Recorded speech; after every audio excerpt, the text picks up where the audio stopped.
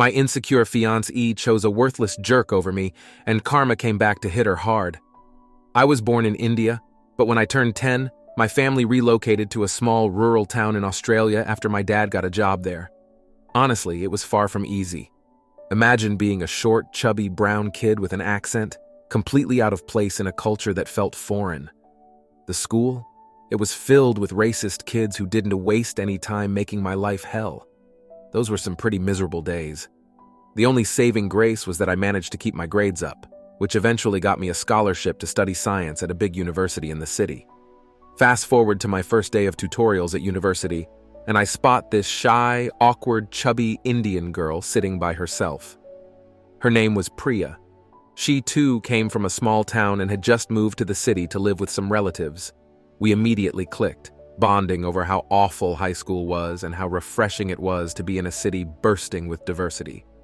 It turned out we had a ton in common and ended up joining the same university clubs, things like video games, board games, Indian cultural groups, and even ballroom dancing.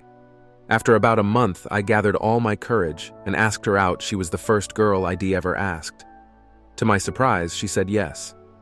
We kept our relationship under wraps and ended up being each other's firsts for everything: first kiss, first love, first relationship, and even first sexual partner. A year into secretly dating, she moved into my apartment and life was incredible.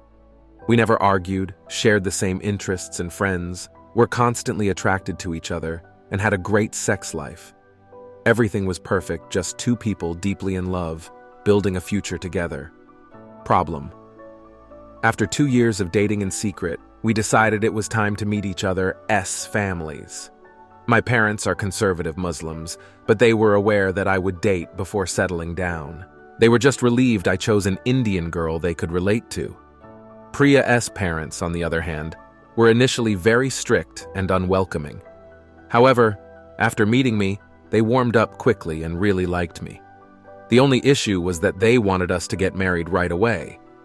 Priya and I had already discussed our future. We both wanted to attend medical school after finishing our bachelor's degrees. We both envisioned starting a family and living that classic white picket fence life, but we had agreed to delay those plans until after finishing medical school. However, after meeting her parents and doing some reflecting, I decided to move up the timeline. My plan was to propose to her in 2 years when we'd finished our bachelor's degrees. We would get married during the 5-month break after university, travel a bit, have a honeymoon, and then start medical school as husband and wife. In the meantime, I decided to lose all the excess weight I'd been carrying and become the attractive partner I felt she deserved.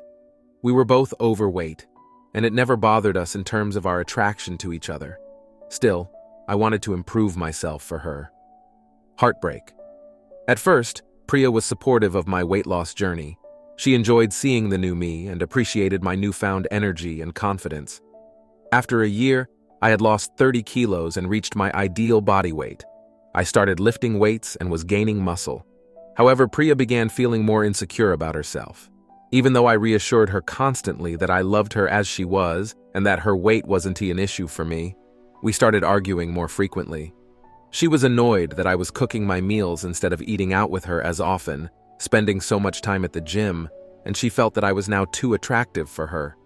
No matter how much I tried to reassure her, things kept getting worse between us.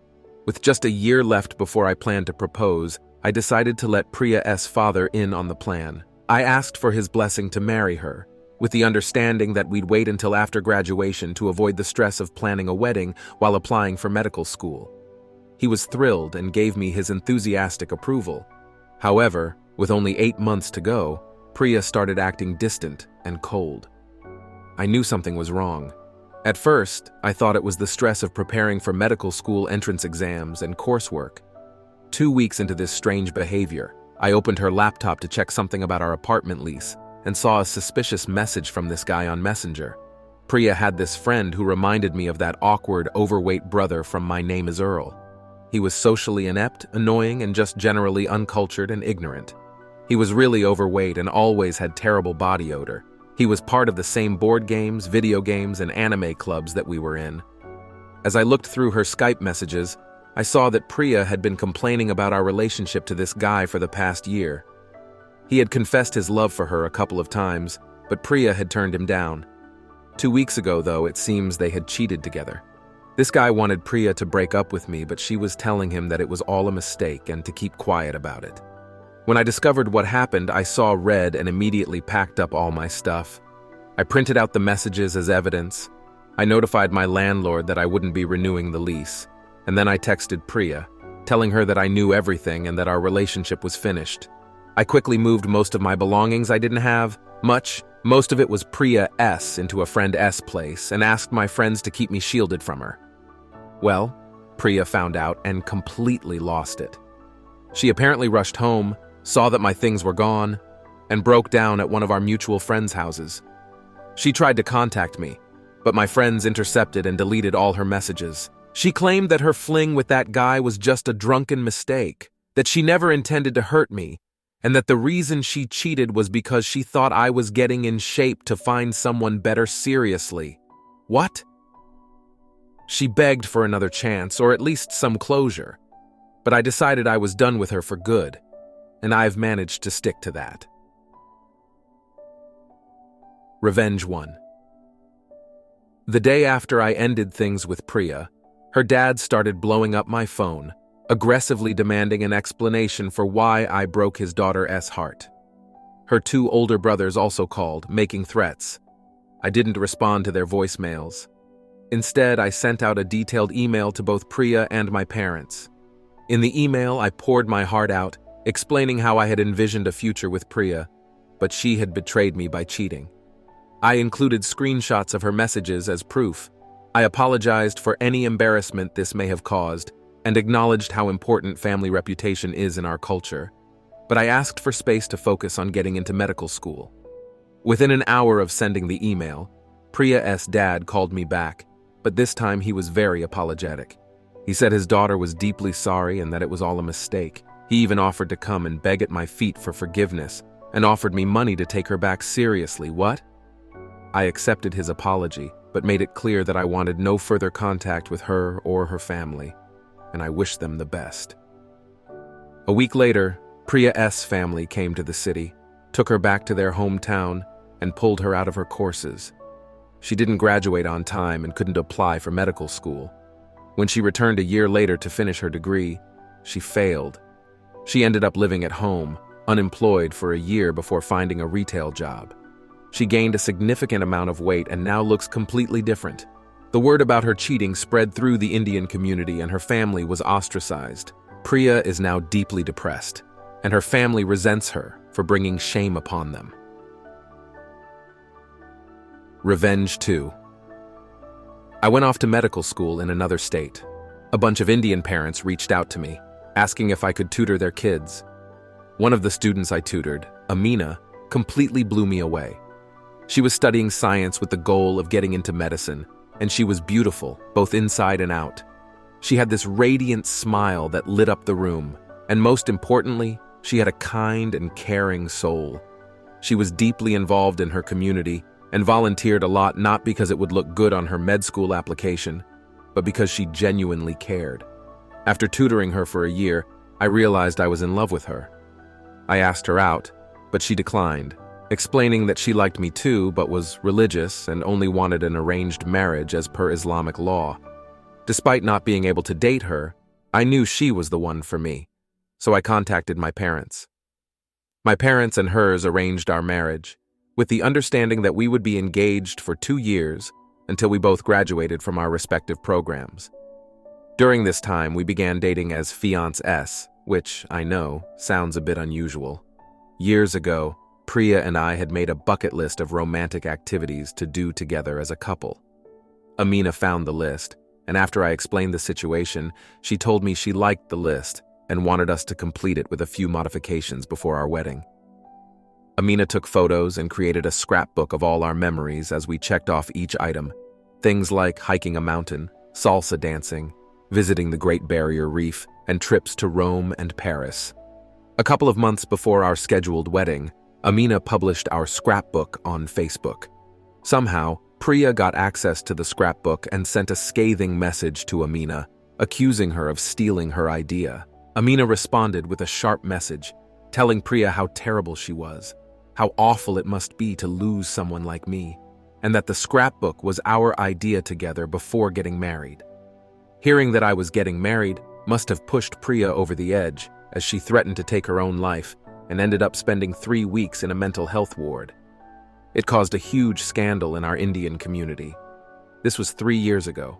Revenge 3, I've now been married to Amina for 2 years, and life has been perfect. She's currently in medical school, and I am working as a junior doctor. We're trying for a baby now. Last Sunday, my dad called me. One of his friends from another city was trying to arrange a marriage for his son, and Priya's parents had contacted him with a proposal. My dad's friend reached out to my dad to get some background information on Priya before introducing her to his son. My dad forwarded the initial email I had sent and then called up his friend to tell him Priya's story about her cheating, dropping out of university, and her depression. Needless to say, the guy ran for the hills and canceled the arranged marriage. He was very grateful for my dad's advice and said he would warn others in the Indian community in his state about her history. End note. And that's the story. In the end, I didn't even have to talk to Priya these past years to get my revenge. Karma took care of it all, served on a silver platter. I've got a beautiful wife and a job I love, while Priya is left with misery and self-destruction, all because I wanted to lose weight before proposing to her.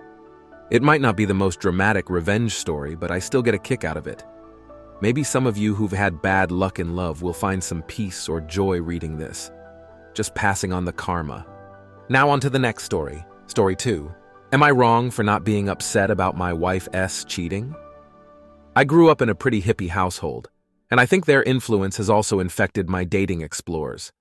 I always had a free love outlook on sex and relationships. Over a period of time, I slept with a number of different people relationship from time to time, even genuinely knowing others had no intention of becoming my boyfriend. And I often had sexual intercourse with friends who would never have liked me back that way. At one point, I even convinced myself that I was aggressively pansexual. In my perfect world, having sex would be like shaking hands. I was open to being intimate with anyone who wanted to be so in touch with me. But I also recognize that it's not how most people see things, and I feel that such behavior towards the fairer sex should get me charged up, even if it were legally given away. In short, while I am sexually abnormal, I have plenty of social awareness and caring heart. Therefore, I've always been comfortable remaining as just a friend with people who I find interesting, even though they have little feeling for me. However, in 2015, I met the woman who would be my future wife. She was nothing like me, no sex for her until marriage, just as serious as could be about monogamy. We met through mutual friends and hit it off really well. We enjoyed being together, and one day when Disney was making an off-color superhero movie at her place, one thing led to another, and we went to bed together. Afterward, we talked about where we stood and decided to just be friends. But through reuniting this way, or even by chance, we still got together again. We chatted again, and it occurred to me if I could be monogamous with anybody, it would be her. So I made the decision to embrace monogamy. Gradually, we got on better terms, and although the occasional women's underwear ad with multiple models called out for variety, I was as contented as anyone could possibly be. Realizing I was in love with her, I asked her to marry me. I felt the continued polyamory could not match the sense of enduring happiness in this relationship. Married late last year, we began our lives together in blissfully happy times. But last weekend, everything started to unravel. My wife left for an event and they planned to be back by 10 p.m. But just before 10, as she messaged me at that time saying that she was staying out and would crash at a friend's place for the night, I didn't think all that much of it and told her, "Okay then, good night, love you." The next day she came back, but she was different. She didn't say very much and seemed distant or to herself. I thought that had happened to be hungover, so I made her some tea and asked if she needed anything, but she shook her head and said she just wanted some time alone. Worried now that something terrible might have happened, I told her, "Okay, I'm here for you. Meet with me." But she wouldn't look at me, and I began to worry that something really bad had occurred. She was just striving to stay distant all weekend, and the worst thoughts kept going through my head that perhaps she had been assaulted or had seen something awful. She went off to work on Monday without a word to me. I work from home, and when she came home, she still wasn't speaking. That is when I insisted on stepping in. She needed space, but I was really concerned about her, and it was not like her to cut me out. We had always been a team and always stood by each other. So I said, I need to know what is going on. This is simply not like you to shut me out. That when she broke down and told me what had happened, they had gone clubbing. She met a younger guy, and he was very handsome indeed. They danced. She got very drunk and ended up going back to his place with him for sex. Oh dear, I was scared of something go bad. I laughed later, but she still glowered at me as if I should go away and never come back, saying you were so indifferent. I told her that I just don't see things like she does. It wasn't so much that there was simply no concern for those things. I'm so sorry that she should think I could ever have forgotten about our being together. But then she got very peppery indeed, and tried asking me if I had ever had any slip-ups during the time we'd been going out. I said I hadn't it, but I'm forgiving. She was in a terrible state, and nobody could be kinder to her than she was being to herself. I am human. There's no point my taking this up with friends and relatives, as it is a domestic affair in that sense, but what is mean to her is increasing thunder. Yet I still can't bring myself to hate her, and it's just my nature. Am I really as much of a jerk as she says?